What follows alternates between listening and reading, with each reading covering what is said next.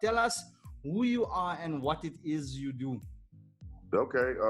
As you stated before, I'm Brian Maxwell.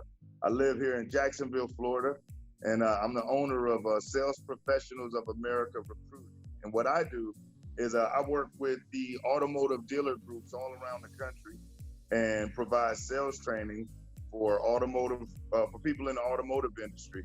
Um, and that's everywhere from green pea to seasoned rep. I've been at it now. I've been in the industry for almost 20 years. And as Wow. far as the training and working with the dealership side, I've been doing that for about a decade now. I'm a best-selling author of 3 books, taking it to the next level: How to Overcome Fear, Create Fortune, and The Psychology of Selling in the New Economy. All on Amazon, by the way. But no, Nice. that's Nah, nah, something else. by all means, tell us where No, to get. but I started off in the business like a lot of other people here in this country. I don't know how it is over there in South Africa, but here, being in automotive sales isn't some glamorous thing, just due to the reputation of being slicksters and always trying to shice people. And rightfully so. Back in the day, you had, just like every other industry, you have bad apples that can spoil a bunch. You got bad doctors, bad teachers, bad preachers, bad politicians, but you have more good ones than you do bad. And, I jumped into the industry, or should I say fell into it, just by mistake. Things wasn't going right in my personal life, job jumping, and was kind of forced into it after 9/11 happened, because that was the only industry that was still hiring. And got into it, and one thing led to another one, and fast forwarded, and here I am to date, have trained well over probably 10,000 different salespeople all around the country. And Wow. that's just offline. If I include online, man, I work with people all over the world. I mean, look at it, you over there in South Africa, I'm here in the Yeah. States, and I do this all the time. So I call the industry, though, I don't care where you are in the world, I call it the hidden jewel, because where else can you go with minimal education, should I say, as far as book smarts? But if you have really good people skills and you're really good at asking questions, you have the opportunity to provide a really respectable life for yourself and can move yourself up, man, to do really well in this business. So, tell me why still the car industry? You said you kind of just fell in it, but normally when people fall into something, they don't stick very long. So, why still? Man, well, what it was for me, it was more so the challenge, right? When I got in it, I was lucky. I was at a store where there was men in my store that were making 120, 150. One guy was making $250,000 a year. And these guys were never dirty. They always had on nice suits. They had nice cars. So I was fortunate enough to see real money. And at a fairly young age, I was introduced to the reality, which is that JOB stands for just over broke. And that Just sales is something that we are all a part of from the day we're born, right? We're always selling somebody on a opinion, a point of view, a perspective, or whatever. And so once I awoke to that and I said, okay, what else can I get out and do where I can make $10,000, $15,000 a month with no college degree? And every time I felt like leaving, I think about, damn, I made $2,000 on that deal. I just did that on one deal. Like, where else am I gonna go where I'm yeah. gonna have this freedom to be able to walk around and get this type of control over my own income? And it was just nothing else at that time. But just after honing my skills and getting better and honing my skills and get better, it got to a point to where people wanted to pay me to teach other people what I know. And fast forward, and that's how we got here. So I stuck with it because actually it's helped me put, kids into college and, take care of households. And, it's a lot of other people with a lot of degrees on their wall that can't say the same. So, Yeah. And then how have you honed your skills? How did you become so successful? Who were you following? well, Always when someone becomes that good at something, you must have had some thought leaders in your life. you want to know the real, it actually came out of spite. I had some really good guys that I met when I was younger just being around, you pick up stuff from this person, from that person. And then I got into reading, right? The biggest thing that helped me that I was reading, whether it be Think and Grow Rich by Napoleon Hill or The Science of Being Rich by Wallace Wattles or Brian Tracy, Psychological Selling, was confidence. Yeah. And like a faith, a belief, right? Where if I had a vision of something, of me being able to do something, be confident that I can make it happen. Now, being human, sometimes you can feel like you can, beat a T-Rex. And then other days, you might feel like, oh my Lord, I don't know what's gonna happen today. But I started learning how to control that. And so I started looking at the sales process. I would hear what people would say. And I'm a Gemini, man. I really would listen and say, I think you know what I'm saying? If I'm hearing that, here's how that makes me feel. So I would just always put myself in the position as if I heard that, what would I think? And I know I'm different, I'm not like everybody else, but I would hear things and then I would just start flipping stuff up and just start trying stuff. And I had different guys at my dealership that were young, and we were, in my second year, we took it really serious. And so we wanted to hone our skills. And so we started playing these games where we would play Stump the Chump, where we would ask each other objections, and you had to answer it within 15 seconds. And if you couldn't, you had to put a quarter or 50 cents in the jar, and you get a check by your name. So at the end of the week, whoever had the least amount of checks got the money. But in the meantime, you just get razor sharp, and you just, you might be here and you pick up something. Some of the best things that I use in my sales training came from people who aren't even in automotive sales. Okay. They were customers. And they would give me a perspective of a situation where I would say, wow, like, that's so true. But when you've been doing it so long on this side of the desk, sometimes you forget that other side. Because, I feel like I'm a good person, so everybody should trust me, right? But that customer don't know me. They think I'm a sleazebag. But you forget that. You forget that. And so I keep my ear to the ground. And as far as my sales, who do I listen to? There are a couple of guys. One is a guy named Victor Antonio. I really like his stuff. Victor Antonio is really good. Somebody else I listen to that I really respect, Brian Tracy. I said him. Zig Ziglar. I'm more so some of the OGs than some of the newer guys. I go to the OGs, and then I just took it and flipped it up for our industry, and that that's how you get the dominate at the dealership sales training program. Absolutely. All right. Let's dive into some of the questions I've prepared for you here. So, how are dealerships coping with the lockdown in the US? Well, it's a funny thing, right? Because a lot of stores aren't closed down here. A lot are still open. What they did, they run it with skeleton crews. Okay. Like, I know some stores that got, they got their two best salespeople there, and rightfully so. What this whole thing has done, it really exposed those who don't produce. Oh yeah, I can imagine. Yeah, it really exposed them to where they say, okay, we got to trim the fat back, and we really like Carl. We really like him. He's funny. He's here every day. He sells his 8 or 9, but nah, this ain't the time for that. So Carl got to go home. And I've noticed that a lot of stores are running, but they just running with the best of the best. Now one thing about it is doing what it is that you do, or having a training company like I do. Once this thing ends, do you know how bananas it's gonna be at the dealerships? Yeah, it's gonna be crazy. Everyone. I predicted sales should be going up because everyone's gonna be terrified of using public transport now. I didn't even think about that. I didn't even think about that part of it. That's my thought. Yeah, you're right. No more Uber, no more sharing Ubers with people and jumping on the bus and all that. Yeah, people are gonna be skeptic. Look, I'm actually running a campaign for one of the dealerships now, where that is the message, to say that when we return to normal living, we will overcome this. As a nation, we will. But when we do, you're gonna have to get your own car because it's gonna be risky.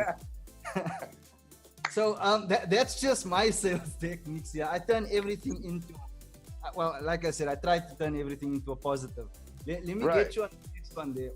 So how are vehicles being delivered? Obviously, transactions are you're still collecting information from prospects, still scoring applications and so forth. But when a delivery needs to take place, is it free there for a customer just to go in and pick up, or how does it Yeah, work? man. On my Instagram and on my Facebook, the guys around the country who follow me, they've been posting their pictures, and they're still having customers come to their dealership, Right. and it's still going the traditional way. Now you have some stores that are offering home deliveries, but this is the one thing I like people to really grasp, because Carvana came along and everybody said, oh, everybody's gonna buy off the internet.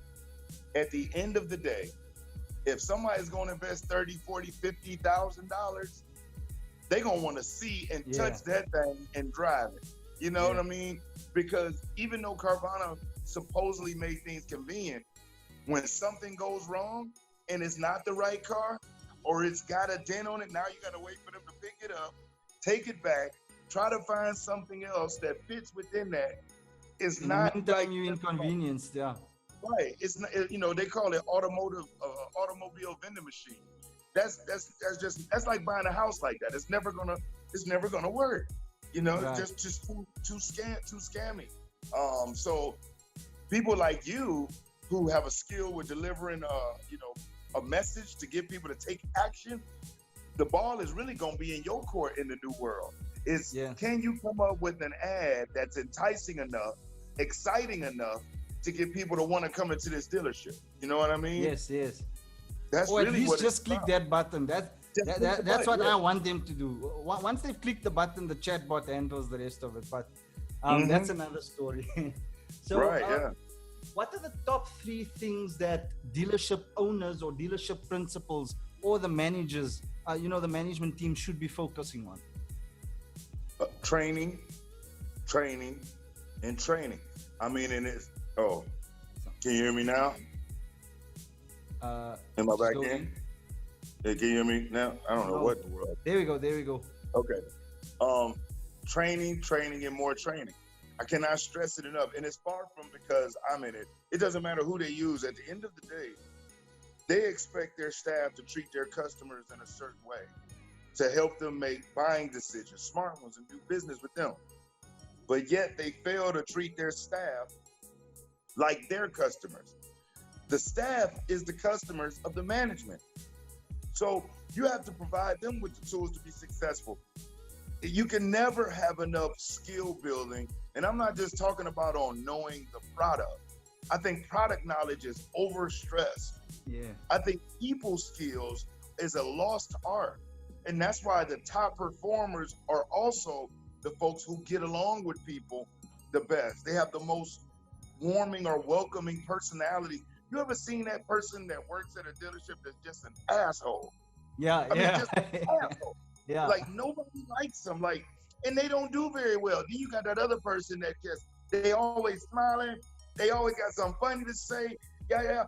And it seems like they do very well. While the butthole is always complaining, being negative. Yeah. The other person, hold on, let me get my charger. Hold on, Rick, give me 1 second. And can you do me a favor and grab that charger from over there, please? Thank you.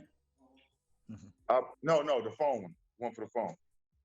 I apologize, dummy. Nah, no problem. Don't worry, man. Yeah, that's what I would say that they need to focus on is training, and more training, my brother. They can that's what it all boils down to at the end of the day. So just upskilling your people. I believe in you stop learning when you die. Right. Like there's not a day that goes by that you should not should not learn something new. You every day you have to be learning something new. Every day. And we are, whether we realize it or not. Yeah. We learn something new every day. Every day is a day that we've never ever lived before. So I've never learned how to be 41 and however many days I am on April the 5th at whatever time it is. I've never done this. I had this experience, but they kind of made learning unfun for people. You know what I'm saying? I mean, everything went to 140 characters and a 10-second video. And now if somebody sees a video that's 2 minutes long, they won't even watch it Yeah. because they say, oh, that's too long. The attention span is that small. Right. In the 80s, the average attention span was 20 minutes. Right now it's 8 seconds. And little do the younger society realize that you can't YouTube your way to success. Nah. You know what I mean? You can watch it. Your video may be great. My videos may be good. But at the end of the day, you got to be able to grab that book. Or if you're going to watch something, it's going to be longer than 2 minutes. If it's something good, worthwhile, it's going to be some hours worth of quality information. Absolutely. You know how many hours I sit by myself still learning and reading today, watching videos and learning stuff today. So, you know, I'm sure you do the same. Yeah, all the time, man, all the time. Like the digital world doesn't stay this. Every day it changes. Yeah, every day. Yeah, every day it's changing in that world. But I love living in that. I'm not bored with myself now. I don't think I'll ever get bored with this job. There's too many things to do. But in any case, so what does your how do you stay in touch with your team now and keep them motivated? If it's not your own team, then at least what would you recommend dealership owners do? How should they stay in contact? Well, I think a great platform is, and it's not even one that I use. I'm using it with you right now, and I get asked to do interviews a lot, and everybody seems to be using Zoom. So if you're a manager right now, I was actually talking to one guy. He's a general sales manager in the UK, and we were talking last night on LinkedIn, and I asked him, I said, hey, have you communicated with your staff at all? He said, no, we can't, only human resource. And I said, dude, can you imagine what that would feel like to your team to know you just want to know if they're okay? Because his whole team was furloughed. Yeah. And he said that he can't talk to them, which I've never heard of that, but that's the UK, so I don't know. But I would recommend as manager, especially as an owner, because when this ends, you're gonna want a team. You're gonna want, if you got good people, you're gonna want them back. And it's gonna suck for you to want them to come back, but you never even checked on them to make sure that they were alive. So why not send out an email and schedule for a Zoom meeting where all of you and the team can get on, and you might not even talk about anything automotive related. It's just, hey, what's up? It's check in and let me know you're all right. Just to get everybody to do a roll call. I think little things like that would mean a lot for management to do that. And management should keep in mind too, that they should focus on what type of training they're providing for their people to look at, listen to while they're at home. Because if they believe that their sales team, who they already had to beg and force to read or do anything, is going to use this time to just be working on their skills proactively, they're not. So when everybody comes back, it's back open, but you got to retrain the whole damn team. Yeah. So just proactive too, and get them the right support. On that note, how often would you recommend that management, keep in touch with the staff, especially the sales staff, the front soldiers? Once a week. I think there should still be a conference call or an online conference meeting once a week. Yeah. Whether it be Monday at 9 or Friday, just like you would at the dealership, to let them know, hey, we still together. We might be apart, but we still together. Perfect. And then what does your day look like now during lockdown? How's your day planned? It's crazy. My day is actually busier now than when it wasn't, because it's easy for me when it's not, because I travel to another state. I'm there at the dealership. I'm training from, such and such time to such and such time. I'm back at the hotel or I'm back at the house, and it's whatever. But during this time, everything is online. So it's like, different time frames I have to do things. Things tend to overlap a lot easier when you're dealing with online sessions and phone calls than they did when I was in person. Because I could only be one place at one time in person. But when it's on the phone and you got 2-3 different people that are trying to get at you and something's overlapping, it just sucks. Like, i.e. what happened with us, man. It's like, stuff overlaps and, you feel bad about it. You're like, oh my God. But in everything you're trying to do, all has its own good intent. So it's like, so that's about it. But because what I have right now, I have a lot of online automotive sales training products that are available to people. But I've been getting messages from folks asking me, okay, Brian, what if my dealership laid me off? You know, how can I generate money that way? And so all I did was, because those who do order my online automotive training program, they were asking me, how did you do that? How were you able to do that? Because, you know, that's a whole nother revenue stream. And so I have a program called, you know, Passion into Profit that will be coming out this week, where all I do is just take people through the basics, where if they dealership did lay them off and they are at home, man, how they can leverage certain free resources like your Amazon, or like ClickBank, or like Commission Junction, and generate some money for yourself. But it's just a step-by-step on how to do it, how to collect emails, how to follow up with people, why the power is in the list. You know, all of these different things just to help people that they don't know. They don't know what you and I know, that the power is in the list. It's in the list. So, Absolutely. you know, you're just helping people out in this little time. Well, not little time, in this unfortunate time until things get back to normal. Sweet. And then, what do you like about the lockdown? Nothing.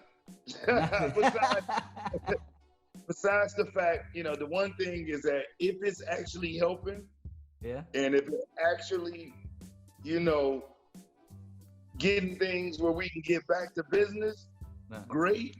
But man, dude, it sucks. Like, you know, I mean, we still can get out and go to the stores and walk around and drive around, but can't go out to eat anywhere, you know. I've been used to traveling and being in front of crowds and doing my thing. So I got that itch right now, baby. I need to get in front of me some salespeople in person. You know, the online is cool, but nothing like that human interaction that you get. But it has been a lot of time to spend with my fiance. That's been cool. You know, so it's had some ups. I've been eating a lot healthier, you know, because we haven't been going out to eat, so she's got me eating all this home cooked meals. I sneak in the cookies and the ice cream here and there, but you know, so that's good. But you know, so it has its ups, but been a lot more creative. You know, creating a lot of products I had in my mind that I didn't have the time. What about you? So for me, like, it's all come at once. In South Africa, everything was locked down but essential services. So one of the projects that we had to start like last year, but I'm one where if I'm not done with one project, the other one doesn't even matter. I'm not going to go into another niche. So it was a chatbot for a butcher, but then also servicing them in terms of, well, as clients. But now it's become a need because they're one of the only businesses that are open. And the idea was to build a chatbot that takes an order, takes payment, and delivery is done to your home for your meat, just for your meat. Yeah. And now it's a necessity and I don't have it. So it's been kind of, well, I still don't chase shiny objects, but man, I wish I had tied up my other projects with a car dealership. So I haven't gone mainstream with my systems yet for the car dealership. I wanted it to be, I'm not a perfectionist. I realized to take my thumb off of some things.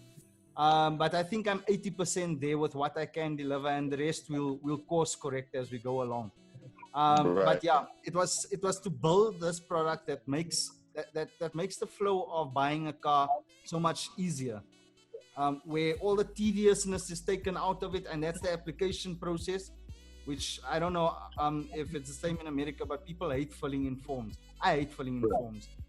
So if it's conversational and you've just been giving, like, what's your ID number, where do you live, what's your address, you know, your spouse's name, all of that, and all that information is compiled when the sales guys wake up the next day, you know, the application is there, or at least the bulk of the information. They can start that conversation off warm already. But that's where you come in, because I haven't been able to transfer that knowledge of sales to them. I'm not a sales guru, but I sell.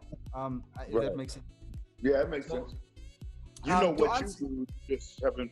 You know what you do, you just haven't figured out yet how to share, to teach other people how to do what you do, Right. That's it. That's it. I don't know how to transfer the knowledge yet. So I'm still working on that. But this has now given me the time to actually to start recording content. I just recently got the studio and I decided, well, with the lockdown, because I can't be in between home and the office, I just decided, fuck it. Sorry, I'm sleeping in the office. Right. I got the couch from my buddy that he was getting rid of, and I'm here. I'm living. Not as I would have liked to live, but I'm getting stuff done. Right. That's the most important thing, dude. Getting stuff done.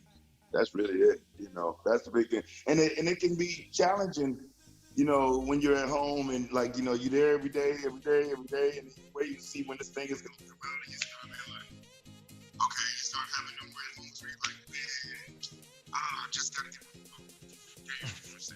Yeah. It just went off a bit. Better, a little better now. Yeah. Okay. All right. I get what you're saying. Just keep yourself motivated every day.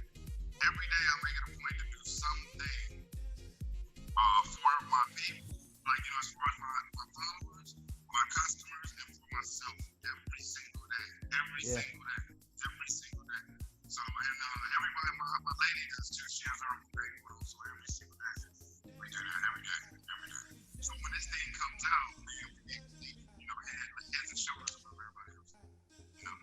I said this is a time to reset and plan and organize our lives. So when it's over, we can hit the ground running again. And you know, it doesn't have to be all doom and gloom. People have to reflect. Use this time to reflect. That's it. And the media, you know, don't watch TV so much because that crap is designed to stress you out. Absolutely. Absolutely. You find people watching the news all day, reporting to me. I'm like, I don't want no more news. I do not want to know what's going on. I'm doing my part. I'm doing what my president said. That's all I can do. Leave me alone. My mother is just all in it. Yeah. Can you hear me? Yeah. My mother, she's just all freaked out by it, and I have to tell her all the time, calm down, Mom, but I can't talk about this thing every day. Yeah, it sucks the life out of you. Yeah, I want to get back to regular life. Any case, we're halfway through with the questions here, Brian. I hope you still do have time. Yeah, I'm good, bro. All right, awesome. So what's the car sales results like that you know of? You know, the dealerships that you service. What are their results like? Has it taken a decline or are they still on par? Yeah, it's been an obvious decline, but there are still sales reps there that are selling 2 and 3 units in one day. I do know that for a fact. Yeah. And you got here in the United States, there's still 11 states that haven't even shut down. So the whole country isn't even on lockdown. Wow. Yeah, it's 11. We just did here in Florida on Friday. We just did on Friday. Wow. That's scary. I don't know. I don't know what to think about that. Who's in charge of that decision? Is it per state or? Yeah, each state, the governor. Jeez. Oh, okay. Well, now Cyril just told us, hey, it's no one's going in. Okay. There's no debate there. Well, there was some resistance, but the army quickly changed that. They deployed the army and everything. Yeah, South Africa is we've got our own type of comedy. It's crazy. If you want to watch news, you can watch our news. Just watch what happened. It's awesome. Because I think it's more realistic someplace else. Say again? I said, like, I got a buddy that's in China right now. He lives in Hong Kong, and he tells me how our news is way different than China news. And here in America, our news freaks us out because he's in China. He's like, it's way worse over here right now than it actually is in China. Yeah, but America's also been hit bad, eh? I saw them. I mean, that's what they tell us. We only know what we've been told at the end of the day. That's it. That's saying. That's what we're saying. So that's the only thing I can go with. So tell us a little bit of what you predict will change, how it will look when everything is over. How will this virus change the car sales industry? I think it's just gonna change it to where it gives customers a good excuse. Well, let me not say a good excuse. It validates their lack of wanting to come in. Should I say that? Yeah. Okay, so where before we would say, oh, they just don't want to come in because they're afraid of the sales rep. Well, now So now it's not an objection anymore; it's reality. It's a reality. You know what I mean? Like, Yeah. so that's one. The human exchange part is two, which means that no longer do you even want to have sickly looking. Preaching good health has got to be the theme of every dealership. Sanitation. No longer can a customer come in and see the trash cans all jacked up and dust all over stuff and people walking through hacking all around the dealership. Handy wipes got to be everywhere. Hand sanitizer is everywhere and mandatory. Bathrooms. So I think the dealerships that are the cleanest are the most sanitation focused and customer focused will be the better ones. They'll win. And they'll be the higher priced because they got to pay for that stuff. They're going to be more expensive. Yeah. You have to work it in the price. Yeah. But right.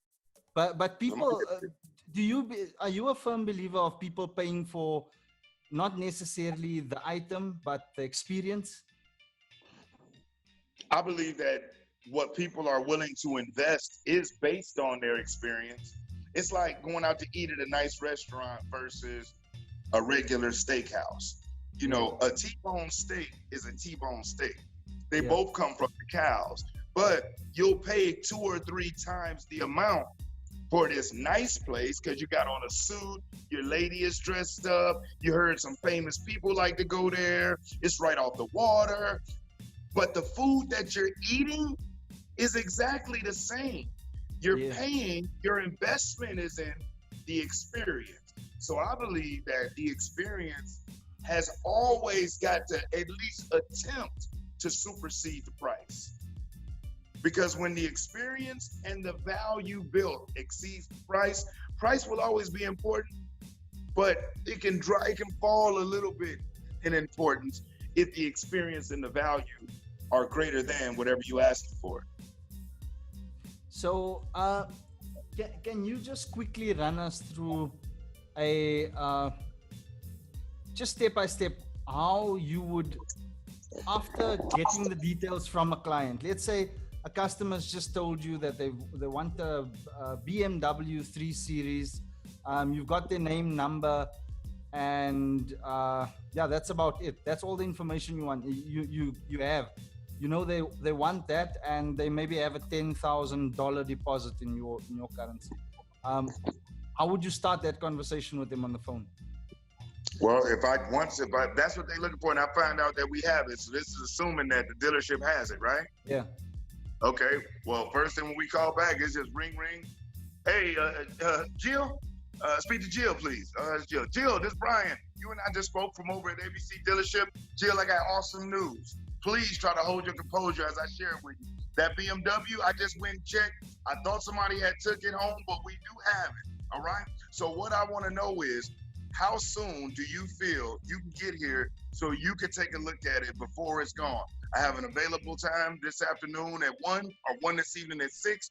Which one of those work out best to get you in here so we can take a look at that BMW together? So the way I would initiate that call is by calling to congratulate that person on the fact that, hey, it's still here. That's first off. We got it, baby. All right. And then it's, when do you feel you can get here?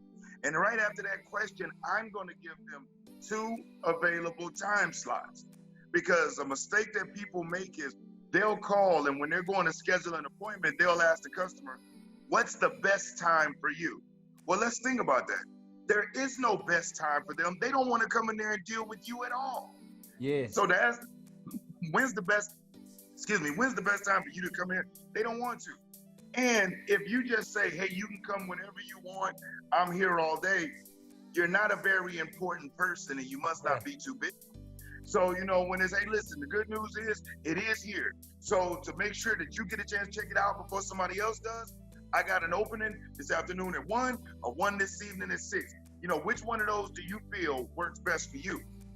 Because by me giving you options, it lets you know I'm busy, but I do have these available openings right here. You know what I mean? It's just to set it up. And then after they say 6, the one mistake salespeople make is they never confirm the appointment. Meaning, one of the things that I use, because the person will say, I'll be in at 6. And they'll say, great, I look forward to seeing you at 6. That's not a confirmation. A confirmation is you want that individual to say out loud to you, I'm gonna be there. And one of the best ways that I found and that I teach people is, you know, they choose 6 o'clock and I'll say, all right, so Dominic, listen, man, other than a natural disaster, are you confident that you're gonna make our appointment at 6? Yeah, well, pretty much. Exactly. I got you to say at 6. Right. I got you to say yes. But here's how most people frame it. They'll say, do you think there's anything that will keep you from our appointment at 6? And guess what you have to say? No, there's nothing that'll keep me. So you're forcing them to say no, when really it's a yes situation. Yes. So it's, hey, you know, other than a natural disaster, unforeseen sky falling, are you confident to make our appointment at 6? And typically people will laugh. You know what I'm saying? They'll laugh and be like, yeah. So we got them to say yes, and they said it out loud to themselves. You know, just little things that make a big difference. Okay, that's some awesome. Like I could actually I went back to some sales training that I did in my head while you were talking now, and it's simple. The more time you get people to say yes, at the end of the day, when they handing you that check or signing on the dotted line, it's because you've got them to commit all the way. Those small little commitments. Is that right? Yep, that's it. So, what was your best sales record? You started off as in the car sales industry as a salesman. So, what was your best month? 32. Oh, Cam, 32 units. 32 units. Yep. 32 units in a month. And these were new or used cars? Oh crap.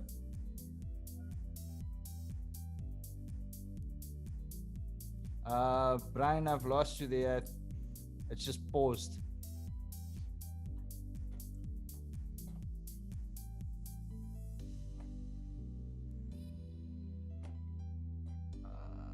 It seems to be your connection.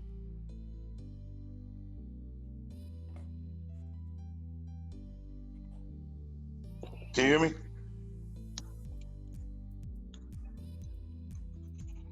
Welcome back, bro. Okay, all right, can you hear me? You know what? It's probably me. It's storming here right now, so it could be.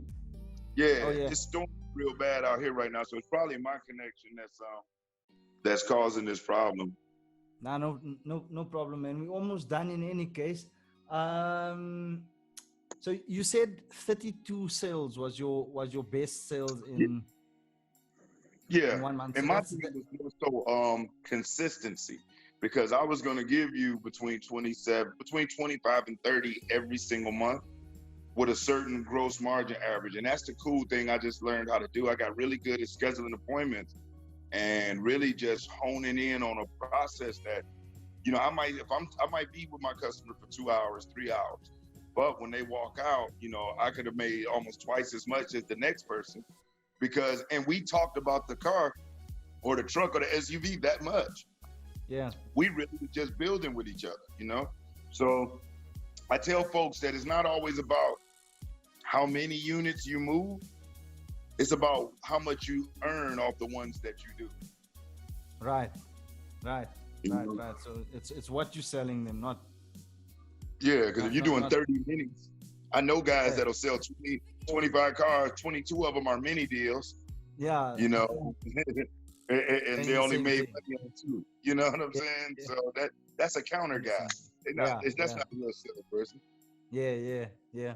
Okay. So profit is as a salesperson, if you want to survive, live, and have a fruitful career, you have to calculate your numbers then. That's I mean, at the end of the day, that's what we in it for. And because people always say, I just love helping people. And that's true. But if you just want to help people that bad, you can go volunteer at the local soup kitchen Yeah. or at the Ronald McDonald House. At the Yeah. end of the day, it's not a nonprofit organization.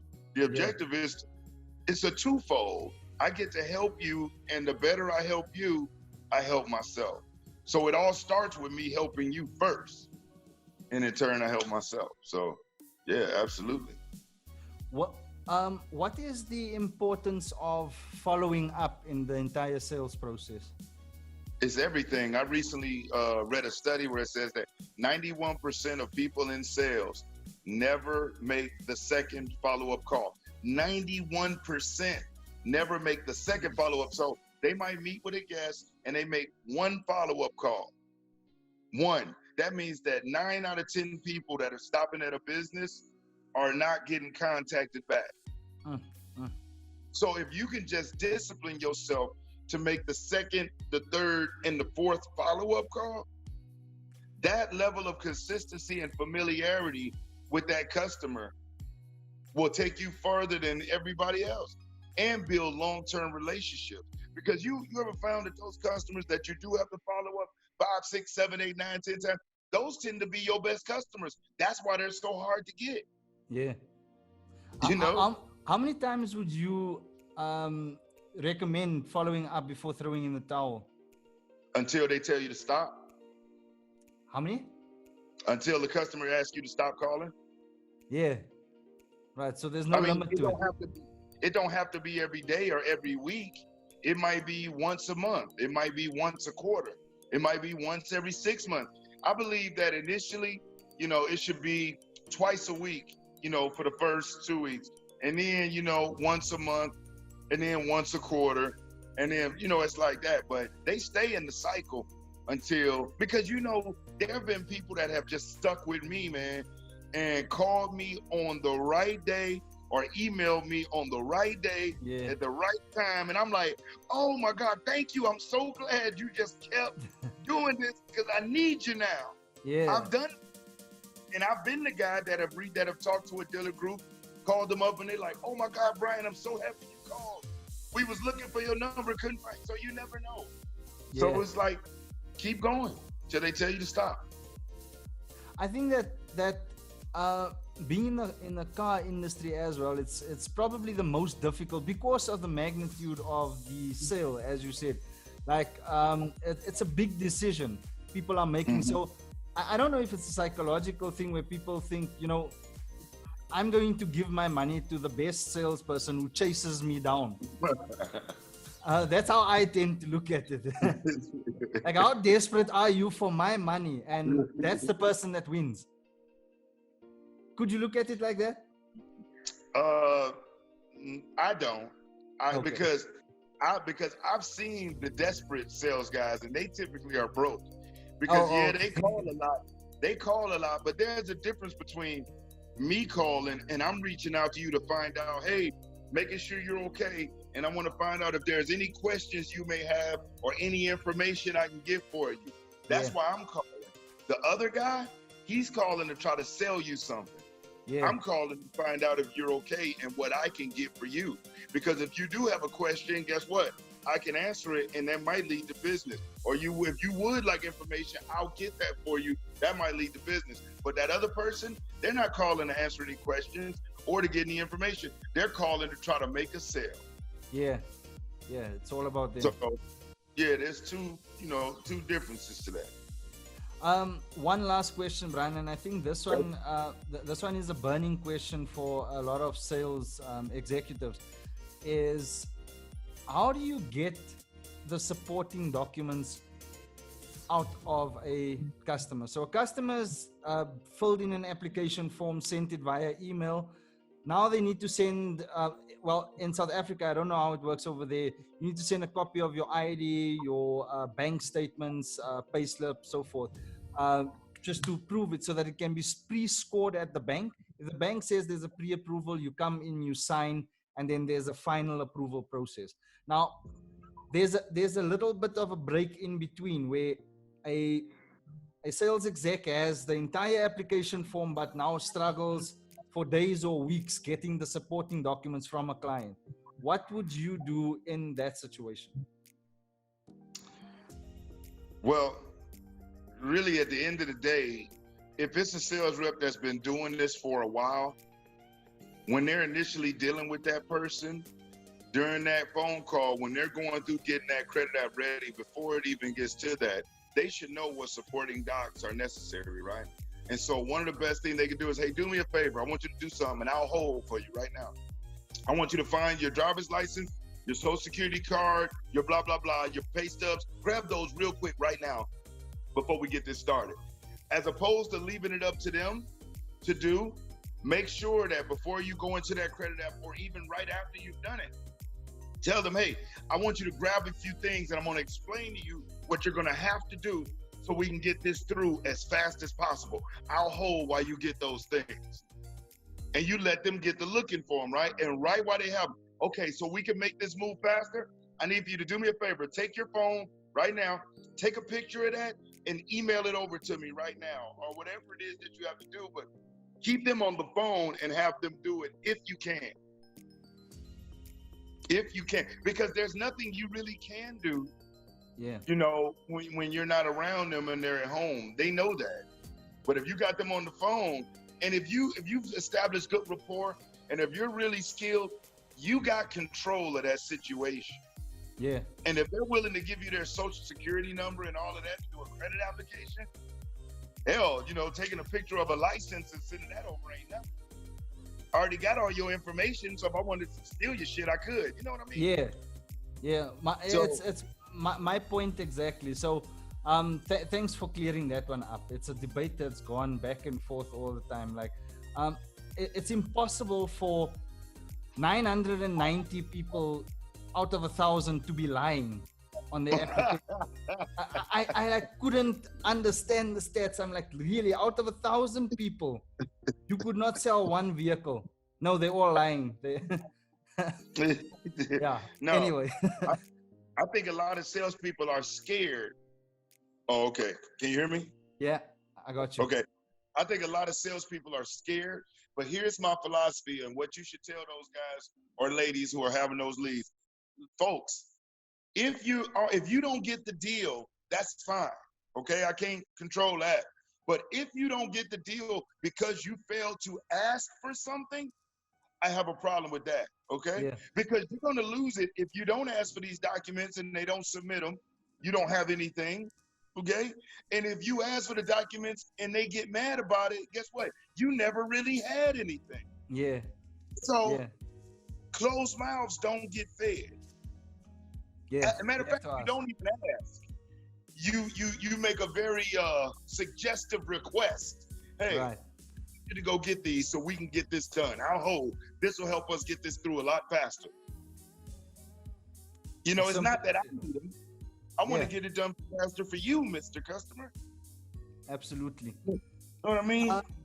Brian, your courses covers everything from, like you said, being a total newbie to car sales to being a pro. There's always something that you could teach with your experience. Just explain briefly, like what your courses have done for car dealerships that you've taught already. Well, what the programs do for salespeople that work at dealerships, they have literally taken people that were in their 60s who had done labor work their entire life, that jumped into the business because they needed to make some money for their retirement, and has helped them start making $6,000-7,000 a month, It's taking 19 and 20-year-olds to where they're making over $100,000 a year, making more money than their parents. And then it's taking that person that just, hey, listen, they don't want to be too high. They're far from being low, but they just want to be comfortable and make their $50,000, $60,000 a year, take care of their family. It's there for them too. The most important thing that it does is it lays out from A to Z.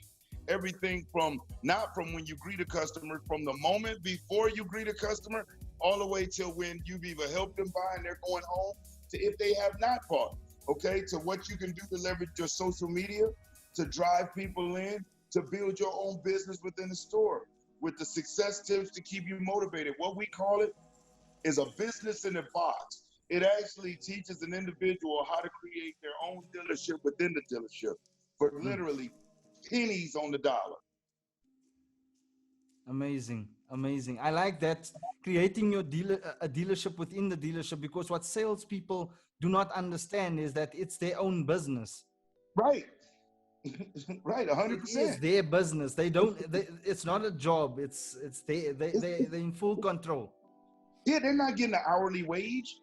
They're getting a part of the gross profit. That means that before the bills are paid, their percentage is being taken out. They're a partner. That's a partner. That's a partnership. You know, but but they got to see it like that. Yeah. You know, you got to think like a boss. And your courses teach that, right? The audios, videos, they come with training manuals, and it's all available. All they have to do is they can go to look up Brian Maxwell on Facebook.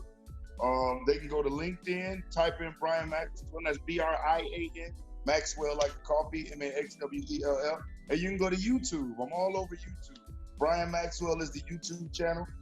And all up and down there have links and free resources available to download, listen to, and to check out. So if you are in automotive sales or you are considering, I highly encourage you to check out the How to Dominate at the Dealership. And if you are in your sales period and you listening to this, or automotive sales, you got to check out my man Dominic's marketing stuff. And here's why I say that. He sure enough worked his whammy bammy on me, and his marketing works. Because here I am on a Sunday evening doing a podcast, which is something I do not do. He made me feel so guilty that I said, oh my God, let's do it right now. And that's the only reason why I said what I said, bro. It was just to catch your attention, man. It worked. And I said, oh my God, no, I don't want to be anybody. No, that's not what I'm here to do. And that's what I took from. I was either, I'll tell you honestly what I thought. I'm like, all right, either Brian is a very good actor, or this man just honestly was too busy. And right. So it's the second one. It's the second one. Bro, I wouldn't do that to anybody. I felt so bad. And I was like, oh, I said, come on. That's why I said, let's go, man. I owe this to you. Let's do it. Let's do it. So, well, thank you so much for your time on a Sunday. I'm going to leave you now. Just one final takeaway. What advice would you give for dealership owners, managers, and sales? I guess it will be 3 separate parts of advice, or I don't know if you. Well, you know, for my, I'm gonna start with the ground level with the troops. Yeah. For my people in sales, don't panic. That's the greatest thing. Don't panic. Turn the TV off. You'll have enough people giving you the updates. Hone your skills. Tiger Woods, Michael Jordan, or whatever the greatest soccer player is, they don't wait till they get in the football game or the basketball game to start working on their skills. Yeah. They do it in practice. And there's a phrase, a quote I want you to remember. People are praised in public for what they practiced in private. Okay? Yeah. That's for my salespeople. For my managers and for the owners, also don't panic, but you already know you're sitting in those seats because of your intelligence and your drive. And so it's about being proactive for your team's sake. Your team isn't as proactive, as motivated and driven as you. So you're going to have to lead them to the trough in order to get them to drink the water. So make sure you're providing them with training materials. Make sure you're letting them know you're thinking about them. If you can, try to hold a weekly meeting or a bi-weekly meeting just to stay in tune with your troops, and you all support each other as everything kind of works its way full circle. So that's the pieces of advice that I would give, man. All right. Awesome. Thanks so much for your time, Brian.